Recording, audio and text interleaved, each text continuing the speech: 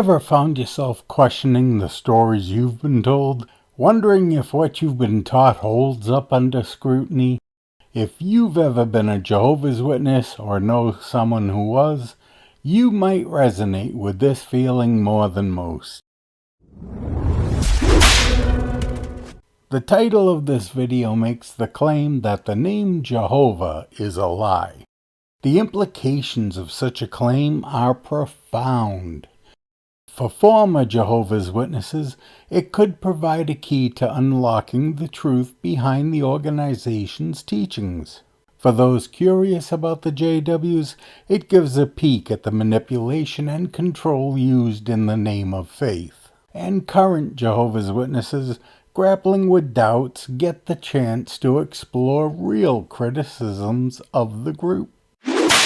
We are going to gradually unveil the evidence that shows the origins of the name Jehovah are misleading.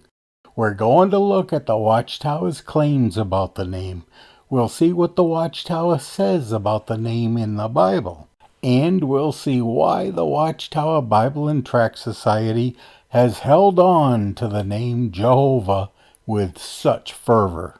So buckle up, because we're going to learn the truth about the Jehovah Lie. The solution lies in exploring the roots of the name Jehovah and why it's used by the witnesses. Spoiler alert, it's not as straightforward as it may seem. We'll see how they've shaped the lives of millions of people from their origins in the 19th century till today. Contrary to popular belief, the name Jehovah is not an ancient biblical term, but rather a modern creation. Watchtower teaches that the name was originally in the Bible as YHWH, known as the Tetragrammaton. Interestingly enough, the god known as Yahweh originated as a pagan desert storm deity.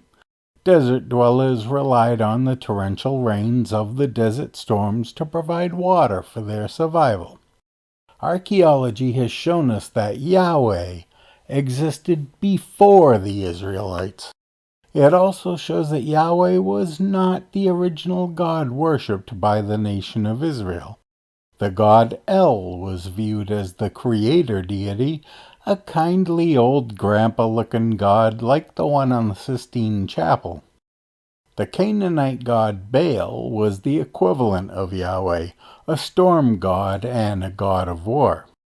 As the nation of Israel grew more powerful, Yahweh assimilated the qualities of Baal and El. Yahweh became the primary god of the pantheon. The name Jehovah originated from a misunderstanding of the Hebrew vowel points used in the Masoretic text. This led to a combination of the consonants YHWH with the vowel sounds of Adonai or Lord. Christian translators mistakenly translated it as I am that I am or I will be what I will be. This was because they weren't aware of the proper verb usage in Hebrew. The closest actual translation is, I who manifest myself, reveal myself. So Yahweh wasn't saying he existed, he was saying that he was revealing himself to whoever he was speaking to. The first written use of the name is credited to Raymondus Martini in 1278. But he didn't use the last H. Martini was a Franciscan anti-Semitic polemicist who accused the Jews of the very things his church was doing.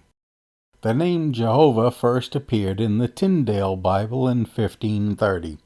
It wasn't until 1546 when Paul Fagius used the current spelling for the first time. So that's the history of the name that the lie is based on. Charles Taze Russell, a student of the Bible, undoubtedly came across the name in one of the Bibles he read, and apparently he took a shine to it. Let's look at the history of the Watchtower Bible Tract Society. It traces its roots back to the teachings of Charles Taze Russell in the late 1800s.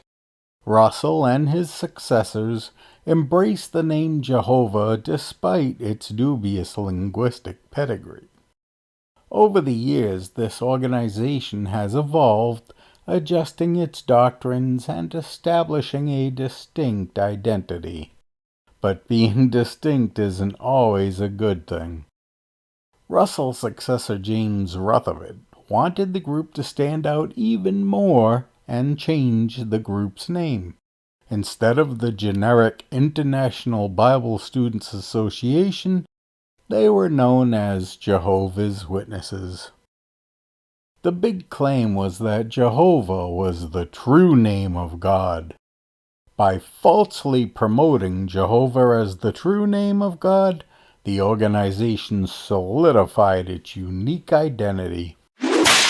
What about the doctrine? If we examine the teachings and practices of Jehovah's Witnesses, we'll uncover some revealing things. We find discrepancies, contradictions, and controversies that challenge the very foundation of their faith. From Bible interpretation to end-time beliefs, the JWs set themselves apart from mainstream Christianity. But is their interpretation truly the only path to salvation? They say that because they are the only religion to use the name Jehovah, they are the one true religion. They then use their perceived status as the one true religion to exert control over its followers. That is the reason for the Jehovah Lie. Finally, let's examine the impact of the Jehovah Lie. For Jehovah's Witnesses, their faith is more than just a set of beliefs. It's a way of life. But what happens when that way of life comes into conflict with basic human rights and autonomy? Those who have left Jehovah's Witnesses, like me, often share our stories. Our stories shed light on the struggles, sacrifices, and triumphs of reclaiming one's identity and freedom. We've experienced the control, the manipulation, and the extremism firsthand. We share our experiences to make others aware of what this cult is all about. Hopefully, sharing our stories helps others make better informed decisions. I was a devout JW and grappled with doubts about my faith after the failed 1975 Armageddon prediction. As I dug into the origins of the name Jehovah, I began to see the manipulation of the Watchtower.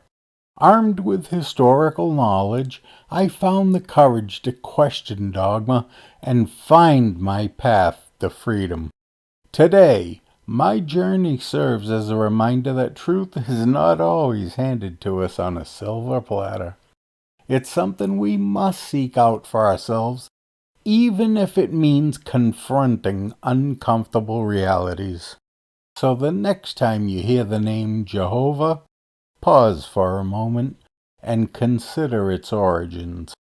Whether you're simply a curious observer, someone who has left the faith, or a current JW, the choice is yours.